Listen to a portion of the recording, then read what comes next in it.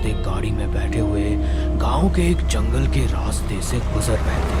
वहां पर चारों तरफ सन्नाटा और झाड़ियां ही थी। उन्होंने अपनी गाड़ी के अंदर म्यूजिक बजाया हुआ था।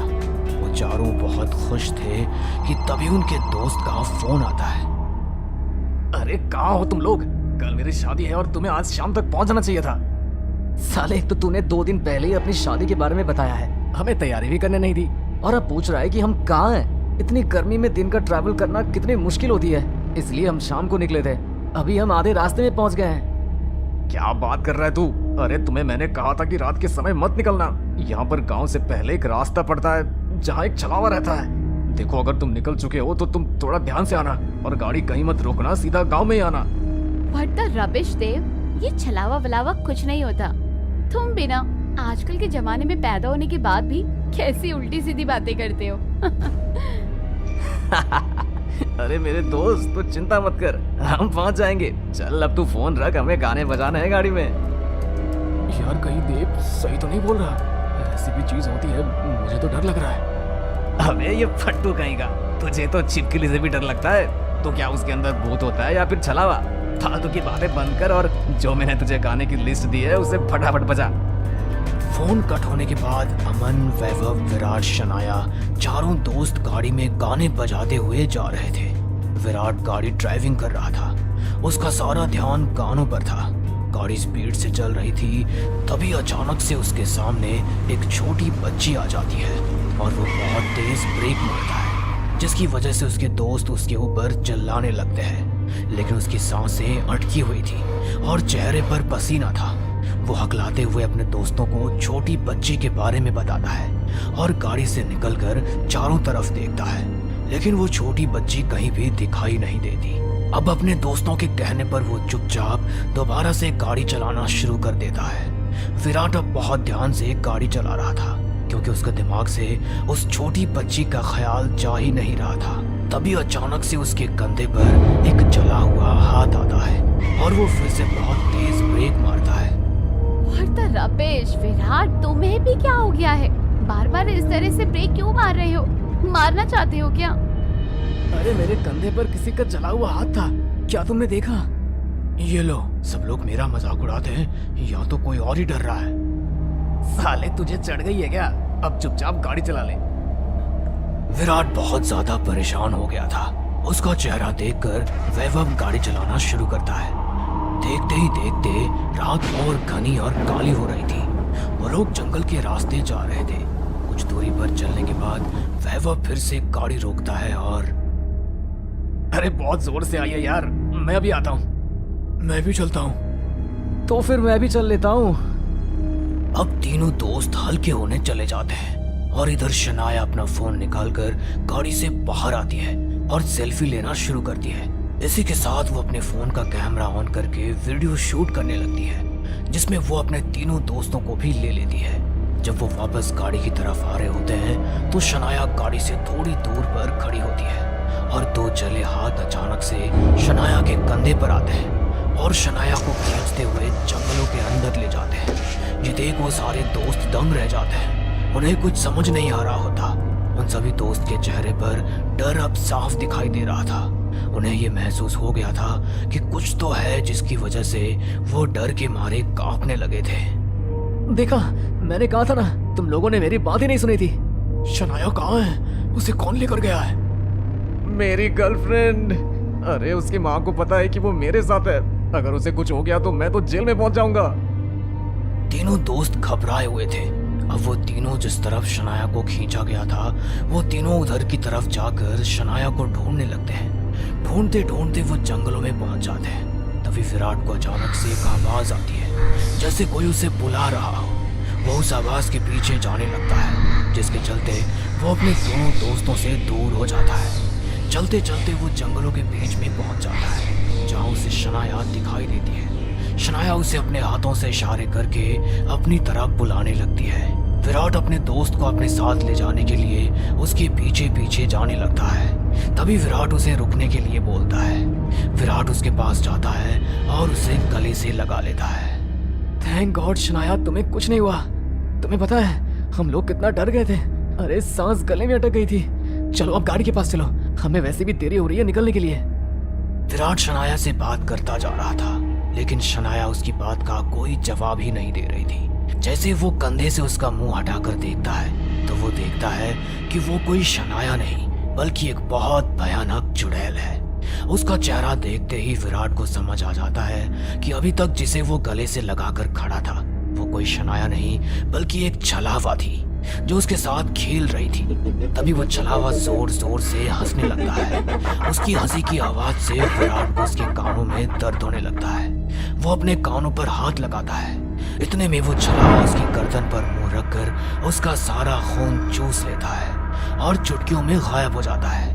इधर जंगलों के अंदर अमन और वैभव पहले तो शनाया को ढूंढ रहे थे, लेकिन जब उन्हें पता चलता है कि अब उनका दोस्त विराट कहीं उन्हें नजर नहीं आ रहा तो वो दोनों उसे भी ढूंढने लगते हैं। विराट कहाँ है यार तू? यहाँ शनाया नहीं मिल रही और अब तू भी गायब हो गया है। शनाया विराट कहाँ चले गए तुम दोनों? वैभव शनाया विराट को ढूंढते हुए आगे बढ़ते जाता है और अमन वही झाड़ियों के हिलने की वजह से थम जाता है। अब अमन वहां अकेला खड़ा रह गया था। तभी झाड़ियों में से शनाया निकलकर उसके पास आ रही होती है। अमन, अमन मुझे बचा लो। अमन, वो मुझे मार देगा। वो और कोई नहीं, छलावा है। वो हमें एक एक करके मार देगा। तुम चिंता मत करो, हम लोग आ गए हैं, सब ठीक हो जाएगा। शनाया को रोते हुए देख अमन को उसके ऊपर तरस तो आ रहा था, लेकिन तभी वो अचानक से सोच में पड़ जाता है कि शनाया को कोई जंगलों में बहुत बुरी तरह खींचते हुए लेकर गया था, लेकिन यहाँ तो उसकी हालत बिल्कुल ठीक दिखाई दे रही थी। न उसके शरीर पर कोई घाव था और न ही कोई चोट लगी थी। वो बिल्कुल सही सलामत उसके सामने खड़ी थी और रो रही थी, जिसकी वजह से उसे उसके ऊपर शक होने लगता है और वो उसके पास बढ़ते हुए अचानक से रुक जाता है। वही रुक जाओ, आगे एक कदम मत बढ़ाना। मैं जानता हूँ तुम कौन हो। तुम मेरी दोस्त शनाया नहीं हो। बताओ तुम कौन हो? अमन के मुंह से ये सुनते ही छलावा वहीं रुक जाता है और शनाया के रूप से अपनी असली रूप में आ जाता है और जोर जोर से हंसने लगता है, जिसके बाद वो एक काला साया बनकर उसके अंदर घुस जाता है और देखते ही देखते वो अमन को एक दर्दनाक मौत दे देता है, जिसके बाद वो काला धुआं अमन के जिस्म से बाहर आता है और अचानक से गायब हो जाता है। छलावा एक एक करके उन सभी दोस्तों को मारते जा रहा था। आखिर छलावा का काम भी तो यही होता है, लोगों को गुमराह करना और फिर उन्हें मार देना। अब सभी में से दो दोस्त बचे थे, यानी कि शनाया और वैभव। वैभव चलते चलते जंगलों के बहुत अंदर पहुंच जाता है, जहां उसे जंगलों में बेहोशी के हालात में शनाया पड़ी हुई नजर आती है। अरे ये तो शनाया है। शनाया, शनाया उठो। इतना बोलकर वो उसके पास जा ही रहा था कि तभी उसे बेहोश शनाया के ऊपर शक होने लगता है और वो वहीं रुक जाता है। तभी शनाया को होश आता है और वो भी उठकर खड़ी होती है। अपने सामने वो जब वैभव को देखती है तो उसे भी वैभव के ऊपर शक होने लगता है। उसे लगता है कि छलावा उसके साथ कोई खेल खेल रहा है। इसी तरह वो दोनों एक दूसरे को छलावा समझकर एक दूसरे से ही दूर भागने लगते हैं। वो दोनों भागते भागते जंगलों में आगे की तरफ आ जाते हैं, लेकिन वो कहते हैं ना कि छलावा कुछ भी कर सकता है।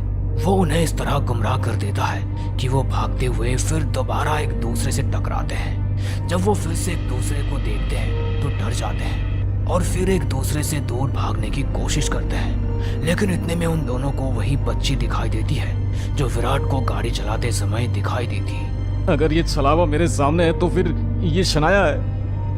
मेरे सामने छलावा है, यानी वो वैभव है। वैभव और शनाया को अब समझ आ जाता है कि छलावा फिर से उनके साथ एक खेल खेल रहा था। अब छलावा उन दोनों को दूर करने के लिए उन दोनों की तरफ बढ़ने लगता है और जोर जोर से हंसने लगता है। देव ने बिल्कुल सही कहा था, इस रास्ते में एक छलावा है और ये छलावा हम सभी को मार रहा है। पता नहीं हमारे बाकी के दो दोस्तों के साथ क्या हुआ है। वैभव, मुझे बहुत डर लग रहा है। मुझे इस छलावे से बचा लो। मैं इसके हाथों नहीं मरना चाहती। मुझे अपने घर जाना है। हम लोग कहाँ आकर फंस गए यार। मैंने ऐसे कभी नहीं सोचा था। अब दोनों को पता था कि छलावा उन्हें मार देगा, जिसके कारण वो दोनों एक दूसरे को गले से लगा लेते हैं और अपना दुख बांटने लगते हैं। तभी अचानक से सूर्य उदय होने लगता है। सूर्य की किरणें जैसे ही उस छलावा बच्ची के ऊपर पड़ती है, उसके शरीर पर जले जैसे निशान बनने लगते हैं, मानो जैसे सूर्य की किरणें उसे जला रही हो। इसी के चलते छलावा सूर्य उदय होते ही वहां से गायब हो जाता है और वो सारा जंगल देखते ही देखते गांव में बदल जाता है। जब वैभव और शनाया ये सब देखते हैं तो उन्हें अपनी आंखों पर विश्वास नहीं होता, मानो जैसे एकदम से उनके लिए वक्त बदल गया हो। आसपास के सभी लोग उन्हें बहुत घूर घूर कर देख रहे होते हैं। ये सभी उन्हें छलावे की एक चाल लगती है और वो हाथ पकड़कर वहां से भागने लगते हैं। भागते भागते वो गिर जाते हैं। तभी गांव के कुछ लोग उन्हें उठाकर कहते हैं, क्या हुआ तुम दोनों को? इस तरह क्यों भाग रहे हो? अभी तो अच्छे से चल रहे थे। सब कुछ ठीक तो है ना? बहुत परेशान नजर आ रहे हो। वैभव और शनाया हकीकत में गांव में थे, जहां सब लोग इंसान थे और सब कुछ नॉर्मल था। जिसे वो छलावा समझ रहे थे वो अब हकीकत था, जिसे जानकर उन्हें बहुत खुशी होती है। इससे उन्हें पता चलता है कि छलावा सिर्फ रात के समय ही आता है। दिन के समय वो इतना कमजोर हो जाता है कि वो सूर्य की किरणों में निकल ही नहीं सकता था। वैभव और शनाया जैसे तैसे करके देव के पास पहुंचते हैं। देव उन्हें छलावे के बारे में सब कुछ बताता है। इसी के चलते देव उन्हें यह भी बताता है कि रात के समय जितने भी लोग छलावे के सामने आते हैं वो मारे जाते हैं और उनका कुछ पता नहीं चलता।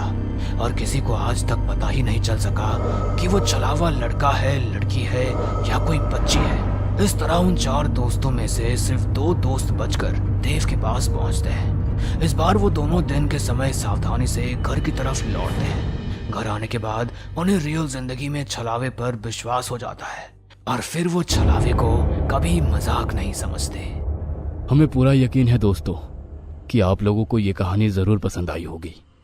अगर आपके साथ भी कुछ ऐसे अनकहे किस्से हो चुके हैं तो प्लीज हमारे साथ शेयर करें। हम जरूर अपने चैनल पर उनको दिखाएंगे। हमारी ईमेल आईडी नीचे डिस्क्रिप्शन बॉक्स में दी गई है, तो प्लीज हमारे वीडियो और चैनल को शेयर एंड सब्सक्राइब करें और बने रहे हमारे साथ ऐसे ही अनकहे किस्से और कहानियां सुनने के